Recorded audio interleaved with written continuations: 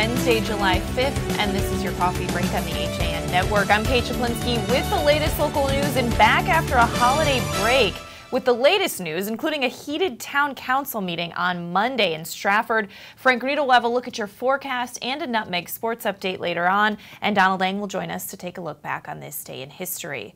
But first, a Brooklyn, New York man drowned in the Housatonic River on Tuesday afternoon in New Milford. Hearst, Connecticut media reports that 34-year-old Xavier Puen was swimming just off the riverbank when a member of his family saw him slip underwater for an unknown reason, according to police. The family called 911 at 3:38 p.m. and scores of first responders joined a search around the swimming area near 11 Pickett District Road with a command post on West Street in New Milford. Well, divers found Puen's body about 2 hours later, according to police.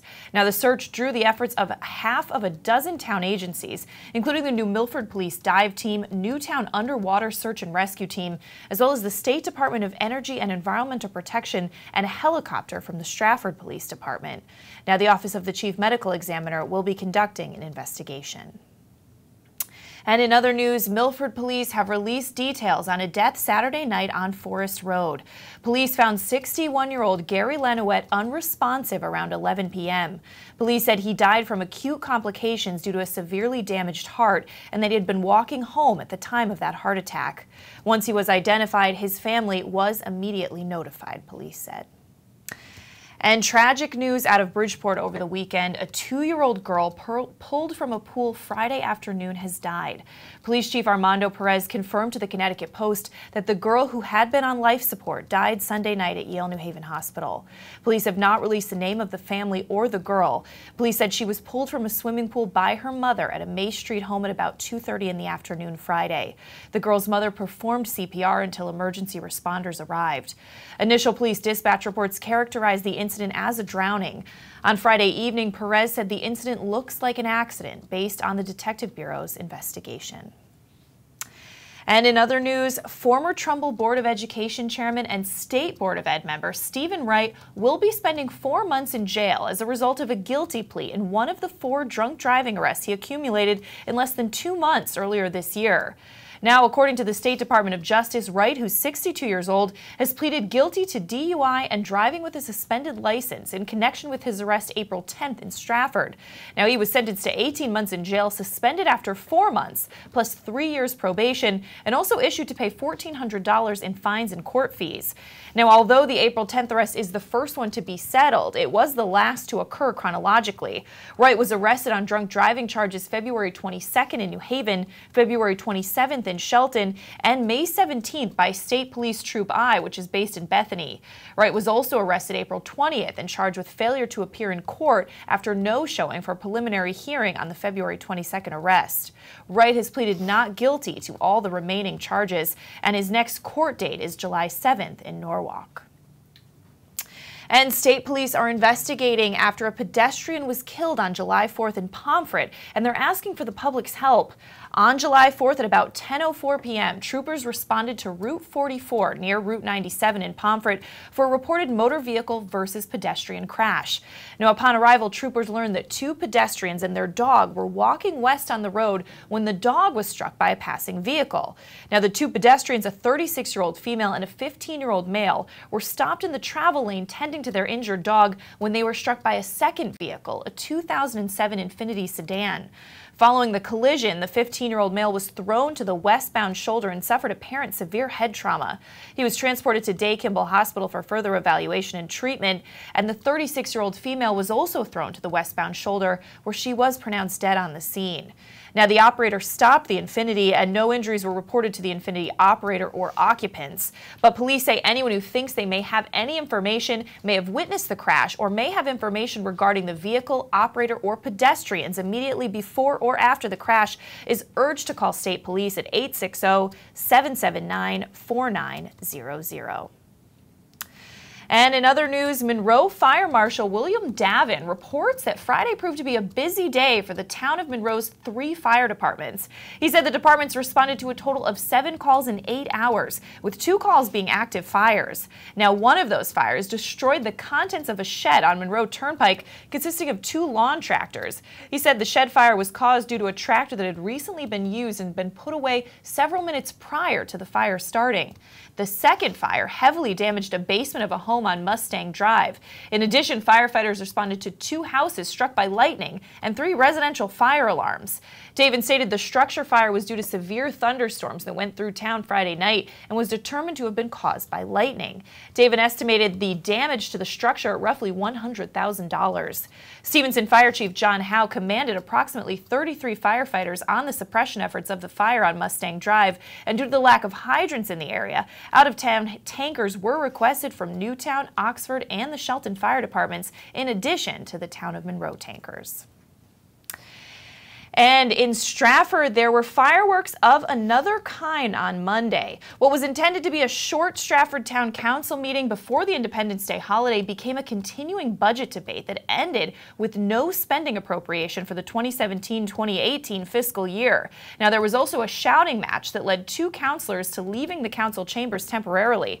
4th District Councilman David Hardin got up from his chair and berated 10th District Councilman Tina Manis, calling the fellow Democrat a bully. Now, Stratford Star editor Melvin Mason was there. Take a look. Mrs. Manis, you do nothing but cause ruckus in this town with your nonsense and your parade of clownery. So don't you ever sit here and talk to me like that. You are a bully. And that's what you are. You pull this town apart, ranting and raving on Facebook about nonsense. You should be ashamed of yourself, and the crowd of people that march behind you should be ashamed of themselves. This is a community that stands together, and we help people. We don't pull people apart. You should be ashamed of yourself. Mr. Hardin, Mr. Manis, Mr. Barrington Posner. And an elderly lady was just escorted out of the audience and not the council member that's screaming and acting like an animal. Ms. Manis, Mr. Barrington Posner, and Mr. Hardin. When you're ready to conduct business in a calm manner, I'll do that. That was staged, ladies and gentlemen. Say that every intention of wanting out. Now, in the end, after nearly 3 hours of discussions, 8 councilors failed to approve a spending appropriation that was needed to let the town continue its normal operations and to send out tax bills. Now, Town Attorney Chris Hodgson and Chief Administrative Officer Chris Timniak maintain that the appropriation needed to pass for the town of Stratford to continue its operations. Timniak said the town would likely run out of money by next month if an appropriation wasn't passed. Timniak emphasized that Stratford is in a state of emergency. Now, there's so much more on that story and that fiery exchange at StratfordStar.com.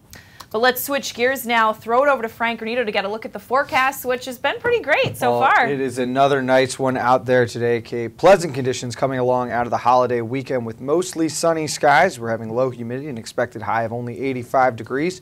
Not too breezy out with wind gusts between 8 to 10 miles per hour and mostly clear skies that are going to carry through this evening and overnight. Temperatures falling down into the mid-60s before Thursday morning.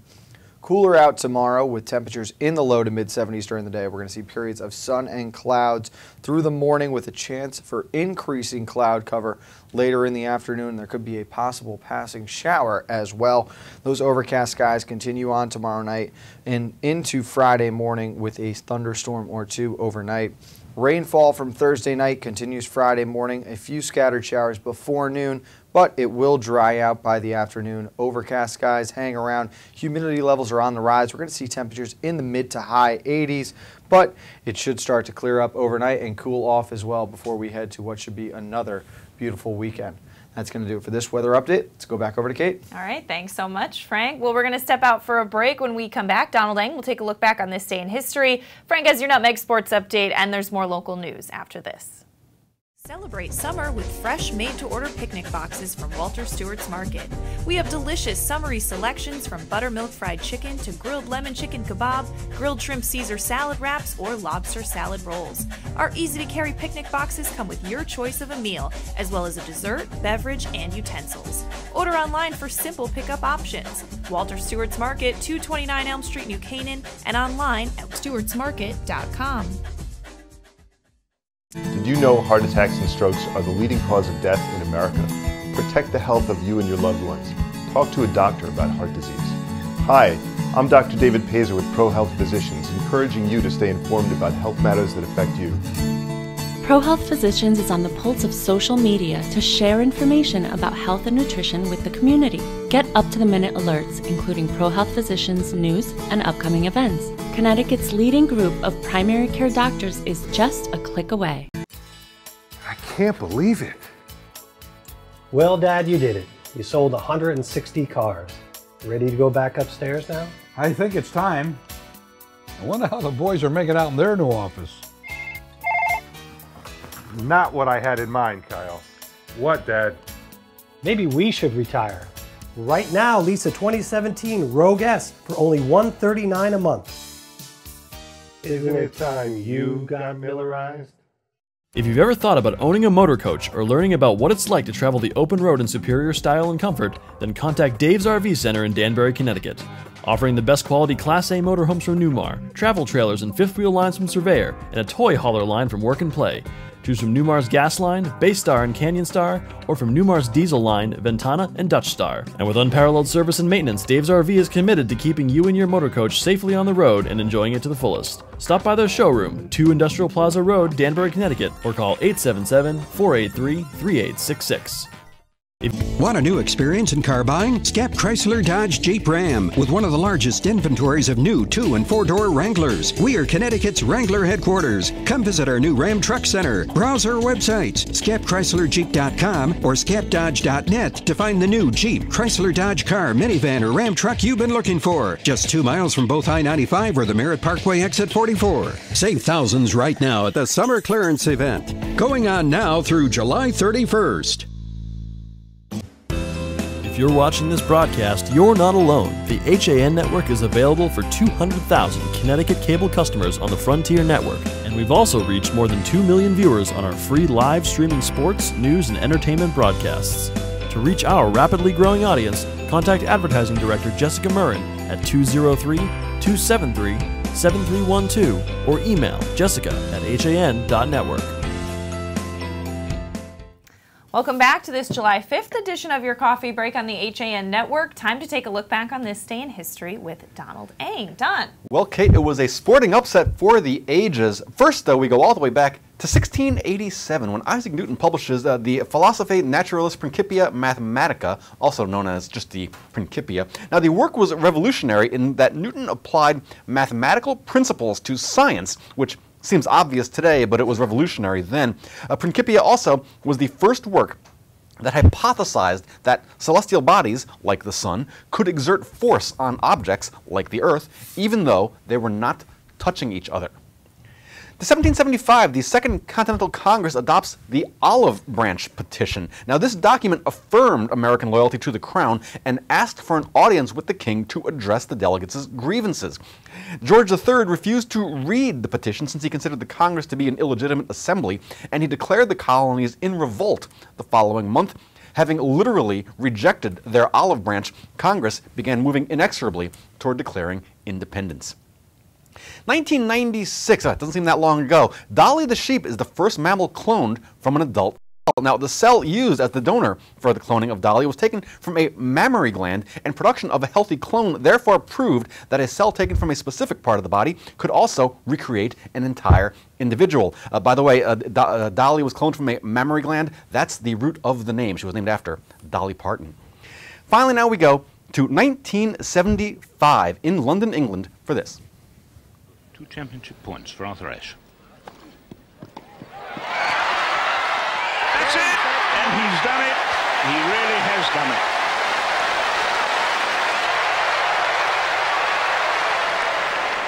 A stunning triumph for Arthur Ashe, whose tactical astuteness and ability to vary the pace of his shots proved too much for the power game of Jimmy Connors.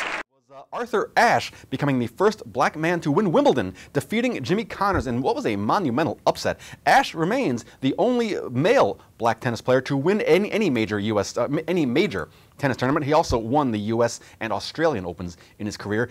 He is best remembered today as the namesake for the tennis stadium at the USTA site down in Flushing, Queens, also for his civil rights and AIDS activism, for which he was posthumously awarded the Presidential Medal of Freedom in 1993. That is your look back in history for today, July 5th, and I'm Donald. All right, thanks so much, John. Well, in other local news, a spokesman for the Connecticut Department of Transportation wants to set the record straight about Easton's participation in the high-risk rural road horizontal curve safety project. Now, Kevin Nursick called HAN's Easton Courier after reading an article about objections to the program aired by a group of residents who attended a June Board of Police Commissioners meeting. The residents criticized the new road signs that were recently placed near curves on rural roads in town. Police officials said it was a state program and they would review the situation and make adjustments if warranted. But Nursick said the local roads horizontal curve safety program was voluntary and Easton officials chose to participate in it. A federal transportation funding program established a special rule for high-risk rural roads, which requires states where the fatality rate on rural roads increased over a 2-year period to earmark funds for safety projects. Now, Connecticut is one of 8 states for which the rule applies, and there's more on that story at eastoncourier.com. But let's throw it back over to Frank Granito for a Nutmeg Sports Update. Frank. Well, let's offer congratulations to New Canaan's Olivia Hompkate, a recent graduate of Princeton University, is one of 5 Ivy League athletes nominated for the 2017 NCAA Woman of the Year Award. Homp was a 4-year star for the Tigers women's lacrosse team and was named the IWLCA Scholar Athlete of the Year, leaving Princeton as the program's all-time leader in points and goals. She was also a finalist for the prestigious Tewarton Award this season and received first-team All-America, All-Region, and All-Ivy League honors. Per the MCA websites, the NCAA Woman of the Year program honors the academic achievements, athletic excellence, community service, and leadership of graduating female college athletes for all 3 divisions. There is more on this story at the ncadvertiser.com, and the award ceremony will be held on October 22nd in Indianapolis. We also want to congratulate Wilton High School cross country and track coach Jeff Gee, who was recently named the National High School Athletic Coaches Association National Coach of the Year in girls cross country. National Coaches of the Year in 16 boys and girls sports were honored during a banquet at the NHSACA convention in East Peoria, Illinois on June 21st. Gee was one of 8 national finalists for the Girls Cross Country Award, with the other finalists coming from Colorado, Florida, Iowa, Michigan, New Mexico, South Dakota, and Wyoming. This selection is based on longevity, service to high school athletics, honors, championship years, and winning percentage. This was the 2nd time in the past 8 years that G has been nominated.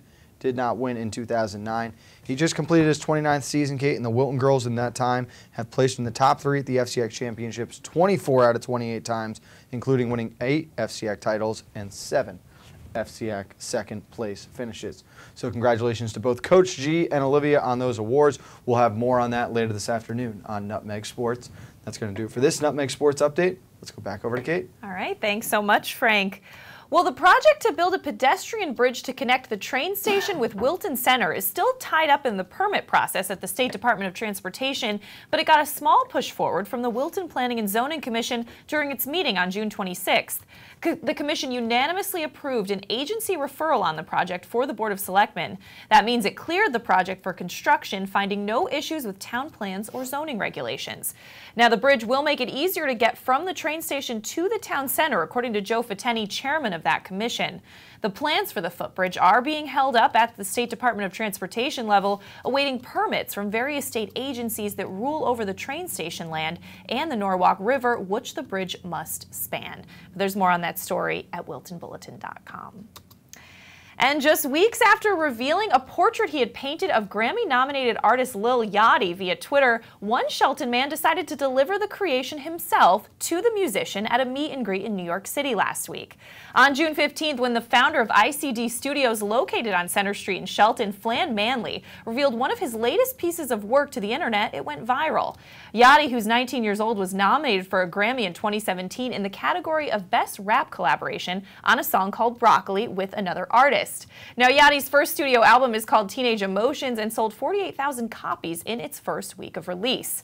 Less than a day after Manley shared a photo of himself standing aside the colorful portrait he had painted of the young musician, that tweet collected nearly 11,000 likes and almost 2,000 retweets. Yachty also responded to the photo and confirmed that he saw the artwork and would like to have it. Well, Manley, who heard the rapper would be at a Macy's meet and greet June 30th, hand-delivered that portrait. The Shelton-based artist and clothing designer said he's planning to hold bi-monthly art shows at his Center Street storefront and is also working on a collection which he hasn't yet set a release date for. But you can get more on that story at sheltonherald.com. We're going to step out for a break, and when we come back, we're going to recap some of the top stories we're following today on your coffee break after this. Want a new experience in car buying? No aggravation, no confrontation, just answers to all your questions. Scap Chrysler Dodge Jeep Ram. Car buying the way you want it to be. With one of the largest selections of new 2- and 4-door Jeep Wranglers available, we are Connecticut's Wrangler headquarters. Located in Fairfield, Connecticut, we're easy to get to. Just 2.5 miles off the Merritt Parkway, exit 44 via Route 58 South. Save thousands right now at the summer clearance event. Going on now through July 31st. You don't have to go far for authentic Neapolitan cuisine and renowned wood-fire pizza.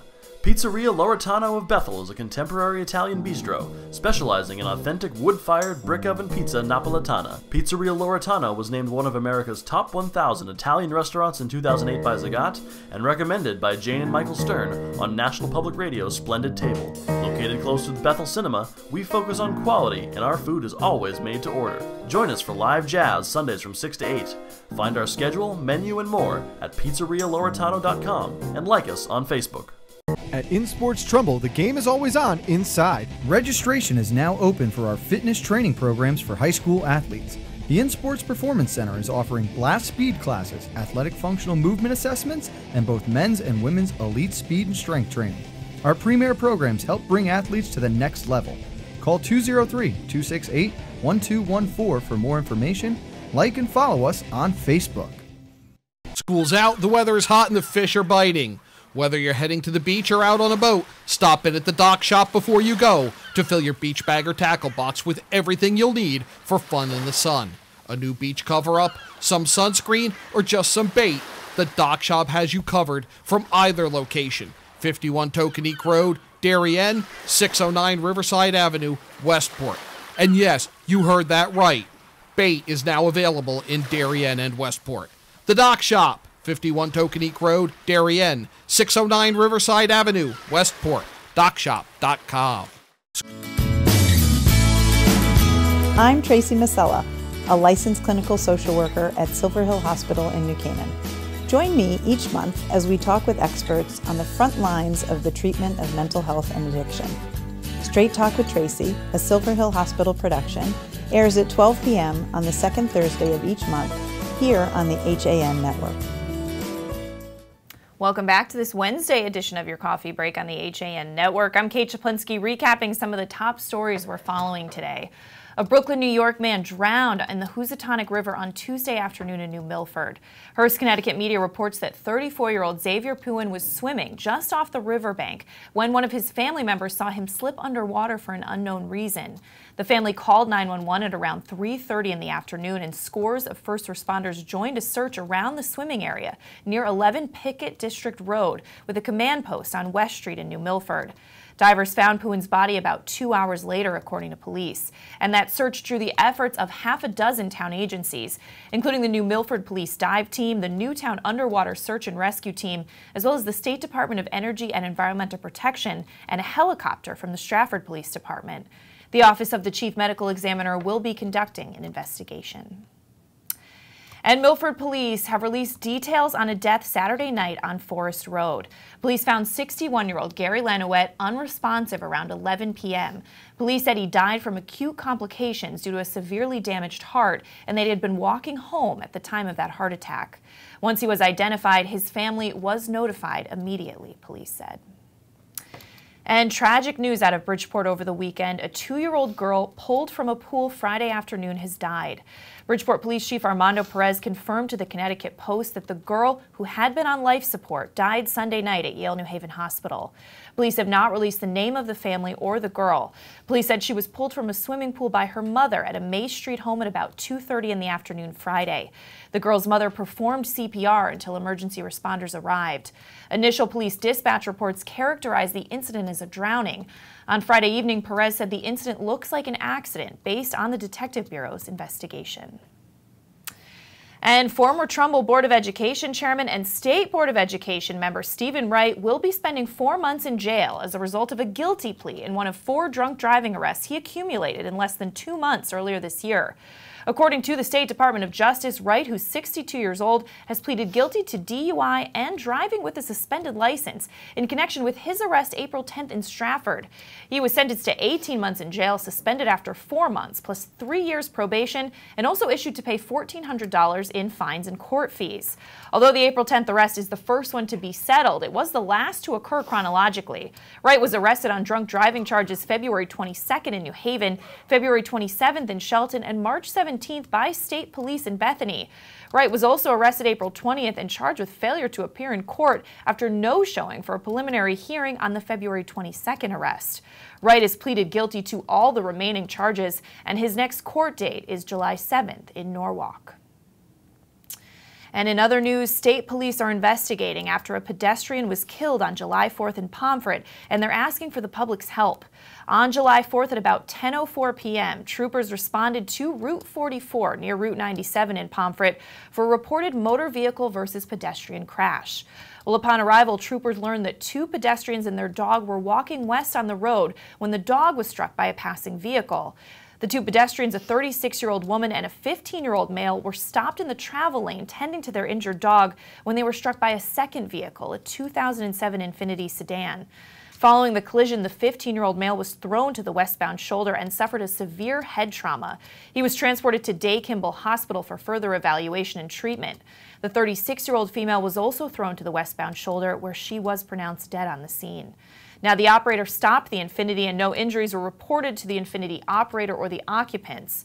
State police are asking anyone who thinks they may have any information who witnessed the crash or may have witnessed anything regarding the vehicle operator or pedestrians immediately before or after is asked to contact them at 860-779-4900. And in other news, there were fireworks of another kind Monday in Stratford. What was intended to be a short town council meeting Monday before the Independence Day holiday became a continuing budget debate that ended with no spending appropriation for the 2017-2018 fiscal year. Now, there was also a shouting match that led to 2 councilors leaving the council chambers temporarily. 4th District Councilman David Harding got up from his chair and berated 10th District Councilman Tina Manis, calling the fellow Democrat a bully after she objected to a member of the public being removed from the meeting for hissing at a councilman's comments. Stratford Star editor Melvin Mason was there. Take a look. Mrs. Manis, you do nothing but cause ruckus in this town with your nonsense and your parade of clownery. So don't you ever sit here and talk to me like that. You are a bully. And that's what you are. You call this town apart, ranting and raving on Facebook about nonsense. You should be ashamed of yourself, and the crowd of people that march behind you should be ashamed of themselves. This is a community that stands together, and we help people. We don't pull people apart. You should be ashamed of yourselves. Mr. Hardin, Mr. McManus, Mr. Barrington Posner. And an elderly lady was just escorted out of the audience and not the council member that's screaming and acting like an animal. Ms. Manis, Mr. Barrington Posner, and Mr. Hardin. When you're ready to conduct business in a calm manner, I'll be back. That was staged, ladies and gentlemen. They had every intention of walking out. Now, in the end, after nearly 3 hours of discussions, 8 councilors failed to approve a spending appropriation that was needed to let the town continue its normal operations and send out tax bills. Now, there's a lot more on that story at StratfordStar.com. But let's get one final look at the forecast with Frank. Thank you, Kate. As the nice weather continues on from this weekend, at least for a couple more days. Pleasant conditions today after that long holiday weekend. Mostly sunny skies, low humidity, and temperatures right around the mid-80s. There's a light breeze of 8 to 10 miles per hour, and those clear skies will carry through this evening and overnight, with temperatures falling down in the mid-60s before Thursday morning. Cooler out tomorrow with temperatures in the low 70s during the day. We'll see periods of sun and clouds earlier in the day with a chance of increasing cloud cover coming in the afternoon, possibly a passing shower or two. Overcast skies tomorrow night and into Friday morning. We'll see some occasional rainfall overnight with a thunderstorm as well. Rainfall from Thursday night continues into Friday morning. There are a few more scattered showers before noon.